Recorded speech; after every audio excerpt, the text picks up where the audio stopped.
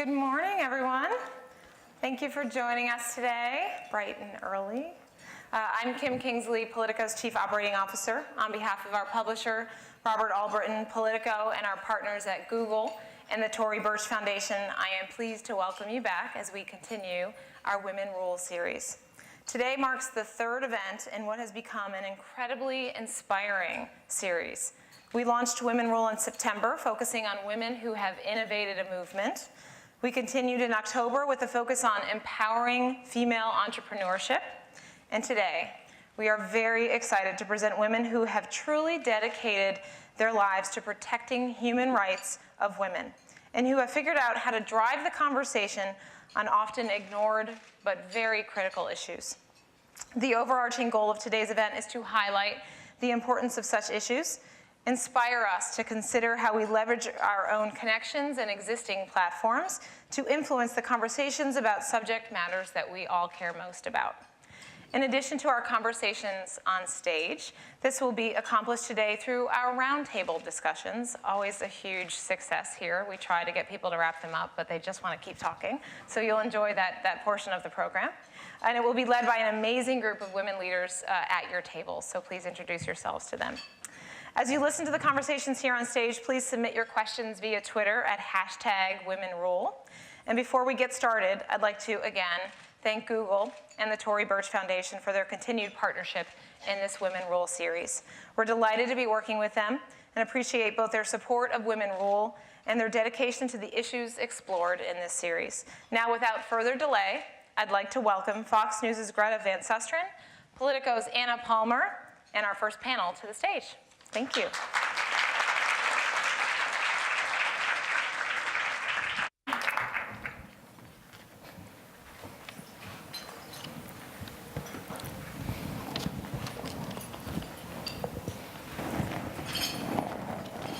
Good morning. Thank you very much for inviting me here, especially, and I always like to see so many people early in the morning because it shows actually really care. This is obviously a profoundly important topic to so many people around the world and to our panelists and to you. So it's a real credit to all of you that you're here so early. And I'd rather probably be home drinking coffee and watching Politico, but for your commitment, or reading Politico, but for your commitment. So without further ado, let me introduce the panel, because I'm smart enough to know you didn't come here to listen to me. Dr. Elizabeth Letourneau, Director of the Moore Center for the Prevention of Child Sex Abuse at the Johns Hopkins Bloomberg School of Public Health. Cindy McCain, Co-Chair of Arizona Human Trafficking Task Force and leader of the McCain Institute for International Leadership. And Malika Saada Saar, Director of the Human Rights Project for Girls and Special Counsel on Human Rights at the Raven Group. And of course, Anna Palmer of Politico is a co-moderator with me. Now, don't forget, those of you who are capable of doing this, tweet questions and comments using #WomenRule. Anna has a tablet here on stage, and she's going to be tracking your questions and comments so that the panel can ask that. So, without further ado, I'm going to start the conversation, and what I'm hoping to do is first identify the problem, the magnitude of the problem, and then get some sort of idea of solutions and how women can move us towards those solutions, because this is really sort of a daunting task. This is an overwhelming problem. So let me start first with Cindy. Cindy, how can you describe the magnitude of this problem? Well, when we began in this at the Institute, what I found and what I was surprised about is the utter size of the problem in the United States. And in many cases, particularly in the Western corridor, the utter lack of involvement in this problem. So we set out to try to make a change in that and try to make a difference. And we're having a little bit of success in Arizona right now. But it's something that most people, as you know, think it's a problem that's outside the country. It's not our problem. That doesn't happen in the United States at all. It happens in Africa, it happens in Asia, but not here. And that's been our effort, is to make sure that people understand, particularly in Arizona, that it's a problem that's right here in your neighborhood. Mm-hmm. It's been a challenge. Dr. Letourneau, do you want to describe how you see in terms of the parameters of this problem? Sure. At the Moore Center for the Prevention of Child Sexual Abuse, we've been partnering with the Advisory Council on Child Trafficking. There's a lot of groups now that are involved in this issue. It's a very exciting time to be working in the area of child sexual abuse and child sex trafficking. What we are partnering to do is to bring a more systematic approach to addressing child sex trafficking and addressing child sexual abuse. While we recognize that it is a large magnitude of problem, we don't have very good statistics really helping us understand the scope across the United States. And we also don't understand very well the risk factors that place vulnerable children at risk for child sex trafficking and child sexual abuse, and also the protective factors that help vulnerable youth not go down those paths, not be pulled into trafficking or other types of harm. And so we would really like to see there be a more systematic approach, more resources for rigorous investigations into the scope and causes of these problems. Malika, typically I think the people who are a little bit unfamiliar with the problem might think that it's like, you sell someone for $50 or $5,000. But I mean, trafficking really is much more than that, isn't it? It is, and to really understand what it means in this country, I just want to share some of what we do know. So according to the Department of Justice, there are between 100 to 200,000 American children at risk of being bought and sold for sex. The majority of these children are girls between the ages of 12 to 14, middle school. And what has happened is that why we talk about it as a crisis now is because we see that children are being bought and sold because gangs have engaged the issue. It is more profitable to sell a girl than to sell a drug, and it's less risky. So we see gangs repurposing their routes that once sell drugs to now sell girls. And we also have the internet. So with complete ease, anonymity, and discretion, individuals can buy children for sex off of mainstream websites like Backpage. And I think all of that has led to something that we've never seen before, which is more and more children being bought and sold for sex. And these are children who are not necessarily from Thailand, from Cambodia. These are girls from Southeast DC, from Toledo, Ohio, from Los Angeles, California. And even what I thought was stunning in the material with Politico as well is that the state of Minnesota, for some reason, this surprised me, was in the top 13 in this country, the state of Minnesota for trafficking. Stunning. It is stunning. So, all right, it's a problem. What do we do? I mean, we got a room full of women here. They want to know how they can help. What do we do? Got any ideas? I do. Okay, good. Cindy's got an idea. Listen up.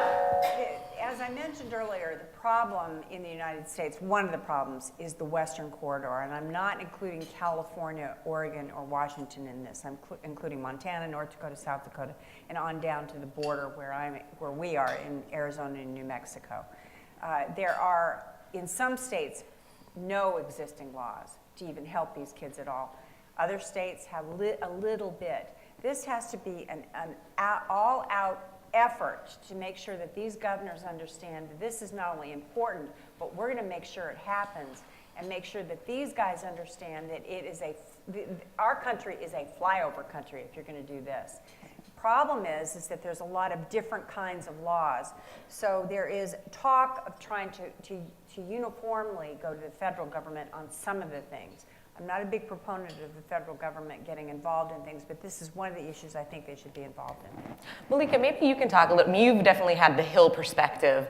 Talk to us a little bit about how you maybe make the case to a lawmaker or aides, and we're talking about the vast kind of problem that's going on here, but so that they don't kind of gloss over and say, well, it's not my kid, it's not, my neighbor's kid. Right. So I think part of it has been the importance of naming this correctly, right? So this is not about vice. This is not about prostitution. This is about child rape. And what's playing out right now is that the girls who are being raped because they're being bought and sold, when law enforcement intervenes, the girls are put behind bars. Not the trafficker, not the buyer, but the girl. This is the only time in which a victim of child abuse is put behind bars for being abused. And so being able to explain that to the lawmaker, that we're not talking about prostitution. You can't use a word like child prostitute when these girls are not even of age to consent. This is a situation of child rape, and the answer cannot be to turn a blind eye, to put the girl behind bars, and to leave the perpetrators alone. And what we've seen is that when we use that language of child rape, we engage the lawmakers as parents. We did an amazing event just yesterday called the Fathers of the Congress, where members of Congress, and it was bipartisan, bicameral, men of the Congress, Republican, Democrat, came to this amazing briefing where they signed a resolution, "Our daughters are not for sale." And what was so poignant was that these men really stood there as fathers, and they talked about their daughters. And they said that they had an obligation to their own daughters to make sure that no other girl could be sold in this country for sex in 21st century America. And so I think being able to reframe this as a human rights issue, as an issue of child rape, has engaged lawmakers as parents, and has really put us, I think, where we were 15 years ago, right? When we were beginning to define domestic violence as a crime against women, and being in this place of defining this issue as a crime against children has really had just a remarkable traction. And I think we're in a moment where there are not a lot of issues that are bipartisan, but this is one. Can you give, any of you have some sort of idea? You mentioned the 15 years and abuse against women. Can you give me some idea, like if we're having this conversation 15 years ago, how's the magnitude of this problem increased in 10, or take any standard you want? Well, you know, I would say even 30 years ago, we can look at child sexual abuse as a model for child sex trafficking. Child sexual abuse is a risk factor for child sex trafficking, as well as a host of other problems. And we made a lot of mistakes when we started down the road of trying to address child sexual abuse. And I see some of that happening here, and I hope that we can kind of turn that ship around. One was really missing the opportunities to prevent. There were a couple of others, but one, not having good laws on the books, and that absolutely has got to get taken care of. We have to address perpetrators, and we have to address the needs of survivors. But I think if we're really committed to improving youth outcomes, we need to be protecting children from that first victimization, not just from their last. And in this country, we really tend to put our resources towards, after the fact, making the best of a bad situation. And in terms of bringing this home to people who might think this doesn't really affect me, we don't have a lot of prevention stories, and I think that's one reason why it can be hard to kind of sell legislators on the need for primary prevention. You often can't point to someone who avoided being trafficked as an example, or avoided child sexual abuse. But it does happen, and right now there's not really a good systematic approach to prevention, and there should be. Right now it's still pretty random. You get lucky if you're not offended against. 25 years ago, I got a call when I was in graduate school from my dad saying that there was a man who was taking my 12-year-old brother, at the time he was 12, and some of his friends out to the mall to buy shoes and spending a lot of time together. And what did I think about that? And I said, I think that guy is grooming him and is going to sexually offend against him, and you need to stop it. And my dad called me not because I was in graduate school, but because I was in graduate school studying sex offenders and working with sex offenders, and I knew what I was talking about. And so he intervened. My brother didn't get offended against. My brother would have been here, but he thought it was an 8 p.m. event, not 8 a.m. So he's not here, and probably not even watching yet. But so he didn't get molested. He very well could have. 25 years later, that's still where we're at. If you're lucky enough to have a dad or a mom involved in your life enough to know what's happening, and a sister in graduate school working with sex offenders, you're not going to get abused. And that's not where we should be. We should have a systematic approach. We should have tested primary prevention interventions, and we could. We just need to resource it. We need to figure out a way to bring legislators and policymakers around to the table and just back the conversation up. Victims' needs are absolutely critical. Offender interventions are absolutely critical. But the third part of that is we have to protect vulnerable children from that first offense. Which raises another issue of vulnerability, I assume, Cindy, although as you point out, I mean, your family wasn't, I mean, it's not like many of these families, but I assume that lots of times this is an economic issue, that the poor people are more vulnerable. The ones who come from splintered families or no income foster care are the most vulnerable. And then you've got the situation which Malika has talked about or handled, Craigslist, you've got the internet. So talk to me about the poverty issue, how that plays into it, and then the internet. Well, it's clearly, at least in Arizona, and I believe around the United States, it's an enormous issue. So many of our children are in foster care, or they come from seriously broken homes or are on the streets, and of course those are ripe for the picking. If I can go back to just for a second, then I'll talk about the internet. The changing of the language. These children are not prostitutes. And I have listened, at least in Arizona, the state legislators are always talking about prostitution, prostitution, prostitution.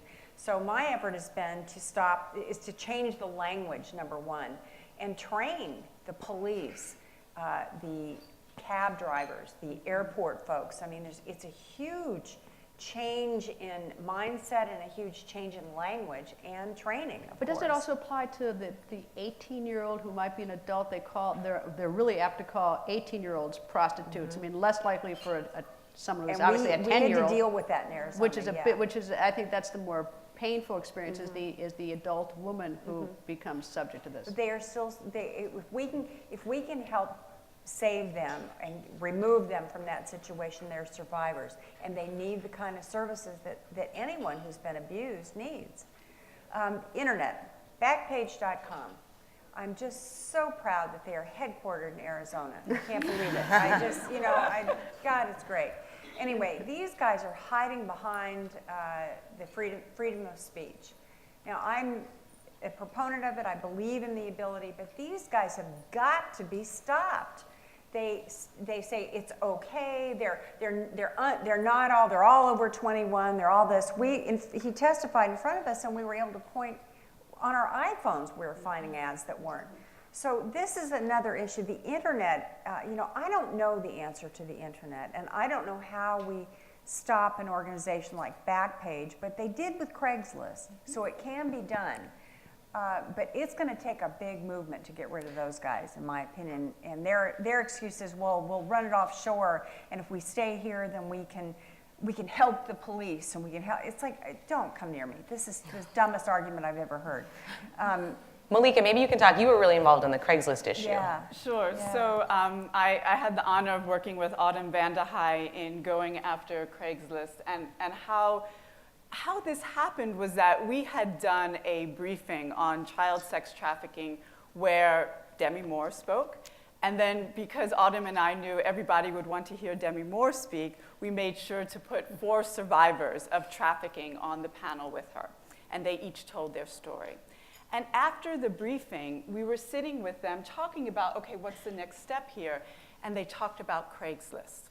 And they took us on the computer, and they showed to us how many girls were being sold off of Craigslist. So you could go to one part of Craigslist and buy a bike, and another part of Craigslist and buy a child.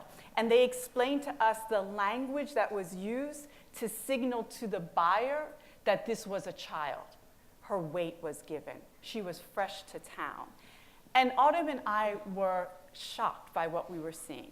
And the girls explained how they were told by the trafficker to put themselves up for sale at certain times of the day in order to lure the most buyers. So what we decided to do, and Allison Abner, who joined us, was critical in this, was that we decided that the girls' story needed to be told, that those girls needed to speak their truth. And so they wrote an open letter to Craig Newmark saying, you know what, Craig? Instead of going to my high school prom, I was forced to sleep with 10 different men a night. And they all bought me off of Craigslist. And we took that letter that they wrote, and we gave it to CNN, and Perry Peltz was wonderful in helping us to do that. she also filmed the girls' stories. And then we put an open letter that was the girls' letter in the San Francisco Chronicle and the Washington Post. And 3 weeks later, Craigslist sex ads were shut down.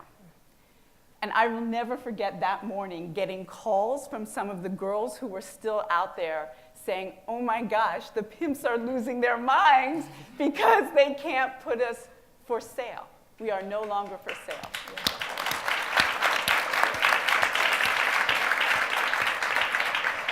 And can I just add something real quickly? So one, I think, and this speaks to these kinds of gatherings and who we are as women, that this was a moment in which women came together across divides of experience and power. And I think that's remarkable. When we have an intersection, right, where we put power next to truth, I think we can transform things. When women come together, when women and girls come together across what divides us by suffering, by education, by race, by economics, we can transform and we can make this country better for our children.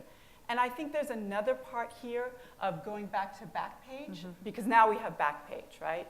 And they don't care. Like Craig Newmark care. Yeah, he has a conscience, which is why he shut it down. But Backpage is their business model. Yeah. Part of the problem here, and it speaks to why this is a crisis now, we have a culture of impunity. So folks feel comfortable going to Backpage and buying a child. There is a culture of impunity. But if we make it such that the person who goes to Backpage doesn't know if he's buying a 13-year-old girl or it's a police officer, that changes. If we create consequences, if men are afraid to go to Backpage to buy a child because they fear being arrested or shamed, then we won't have a problem. Or a picture published in the newspaper.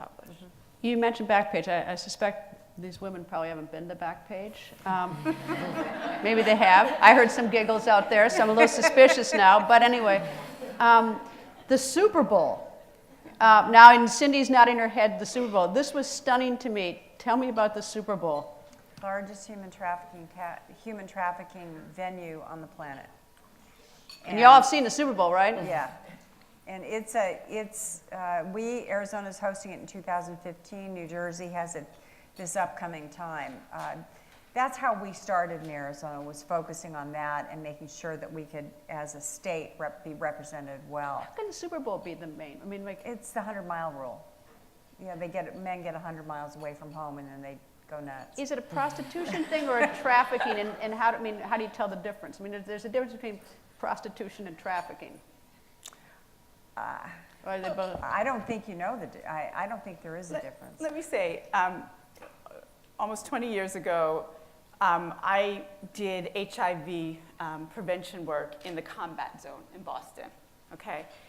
And in the combat zone, it was clearly a situation of women. These were women in their 20s and 30s who were out there. Now, many of them were absolutely in violent situations, were not necessarily there by choice, but they were adult women. That has changed. This is no longer an industry of adult women. This has become an industry of very young girls. And part of that is because we hypersexualize our girls. Girls are hypersexualized, regardless of what background they come from. And so the girls are the ones who are deemed desirable. And that is part of the reason why we have seen this shift in who is for sale. These are not adults. These are children. And what we also know from the research is that now many of the women who are in the industry were forced into it as girls. So I think when we talk about trafficking versus prostitution, I think it's important to recognize what has changed and that many of these women who would be described as prostitutes were forced into it as girls. Cindy, maybe you can, I want to kind of go back to the NFL and what you've been doing. You have Chris Christie from New Jersey coming out, and you said backstage that this was kind of your first time really politicking. Maybe you can kind of talk about that a little bit more. It sounds kind of dumb coming from me, but, yes, to make our legislators understand the importance of this, and not only that, make sure that the folks that really run the community, the businesses, the politicians, the women's organizations understand that we all need to work together. Now, the NFL is a different story. We're not working with the NFL. They don't want to be worked with on this. So what we are doing is working directly with our own team, the Cardinals, as well as the organizations that are surrounding it. Everybody else has been very helpful. The NFL is not willing to deal with this issue, and I can't answer why. I don't know why. It is something that, from an organizational standpoint, we are setting up a command center, working with the police. We have an app coming out so that people can, if they recognize something that they're suspicious of, they can report it, but then it goes to the police. It doesn't go to an NGO or something that's kind of vigilante-like around the community. It's going to be organized, and a lot of people trained from it, and that's the only way to get a parking pass to get close to the Super Bowl is, if, as a driver, is to be trained. You have to have proof of training, and so we're providing all of that, and it's a big effort, but I think we're going to be successful with it. That's great. You always have a room full of people who are earnest and came here because they want to do. That's how I started this. So this is your chance.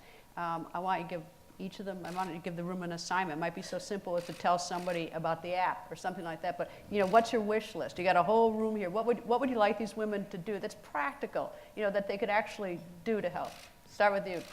Sure. I really think identifying the venues in which children are abused is vitally important. Dismantling those venues, taking them down. We had an amazing child pornography sting that was facilitated by the Toronto police, and hundreds of offenders were arrested. And those are always going to be important aims.